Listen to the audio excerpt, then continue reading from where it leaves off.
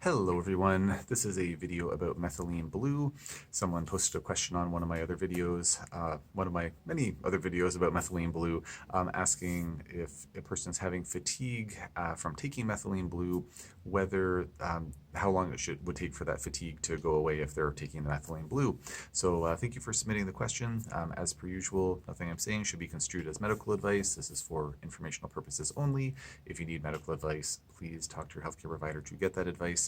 I thought that I would kind of branch this video out a little bit more in terms of not just talking about the answer to the fatigue question, but just in general, if a person's having side effects from taking methylene blue, if they're having whether it's fatigue or maybe an exacerbation of brain fog, or if they're having an exacerbation of pain or say skin issues pop up or something like that.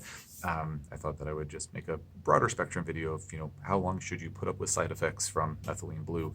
Again, should talk to your clinician about exactly what is the best option for you in their opinion. In my practice, I generally recommend for my patients that if they're having side effects, especially to something like methylene blue, it's likely an indication that the dosage is too high and that we need to go to a lower dose and hang out at that lower dose for a certain period of time and then start increasing the dose eventually.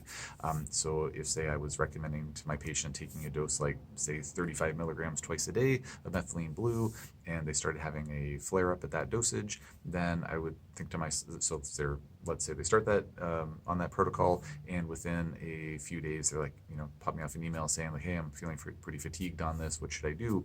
I would be thinking, well, let's maybe cut the dose in half. Maybe let's just do 35 milligrams once a day or 17.5 milligrams twice a day or something like that. It's a little harder to tweak the dose of methylene blue. I suppose if somebody had it in a liquid form, that'd be a little bit easier, but we typically recommend it in capsule form here. So just such messy stuff, you generally don't want to open those capsules and pour the powder out.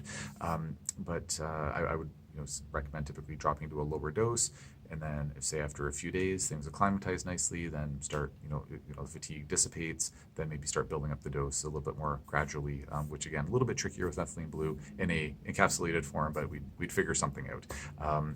So I really just don't like asking my patients to tolerate side effects from various treatments. If it's really minor and the patient really doesn't mind, and we're kind of in a rush to get them to the full therapeutic dose for some reason, as long as they don't mind, then fine, muscle through it. But if it's not clearing up within a few days at most, then it means your body's probably wanting a lower dose of that at that particular point in time. With methylene blue, where it does have several different mechanisms of action, including being antimicrobial. It is also possible it could be a die-off reaction that's occurring. So with methylene blue, it could be promoting detoxification pathways too aggressively. It could be ramping up mitochondrial function too quickly, which might be thinking, wait a minute, those mitochondria, aren't those just those amazing little organelles? We want them to function as well as possible.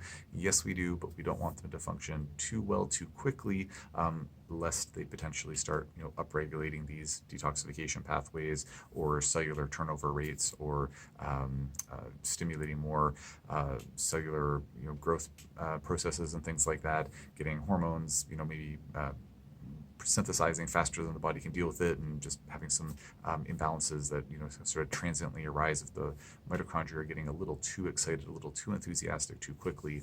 So generally, I have a fairly low threshold for a low tolerance for side effects in my patients, and so looking at the specifics of this question that motivated this video, if you continue taking it, does the fatigue eventually leave? I mean, it could eventually leave if the symptoms aren't that bad, or if there's just, say, if the body just needs a relatively modest acclimatization period.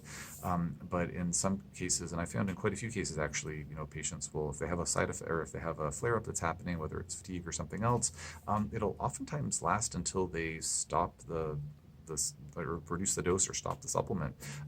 Now, I do treat a very biased population in that I treat mostly folks who are dealing with complex chronic illness.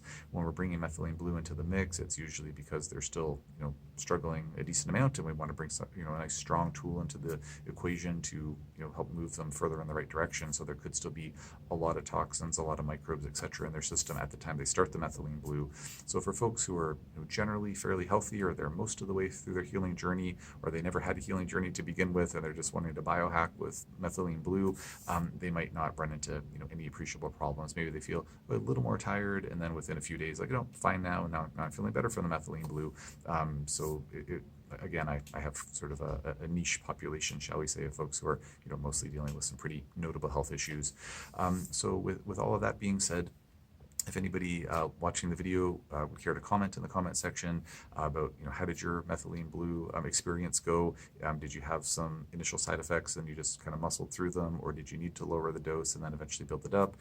Obviously, no one needs to disclose any information they're not comfortable sharing on social media, but if you don't mind sharing, I would be curious to know. And I know folks, I read the comment section, especially those methylene blue video comment sections. There have been some fairly elaborate threads within some of the videos that have the most views out of my various methylene blue videos. So thank you for the question. I hope that gave you some useful information to ponder. If anybody has any questions on this topic or anything else, just post in the comment section below, and I will do my best to answer as soon as I can.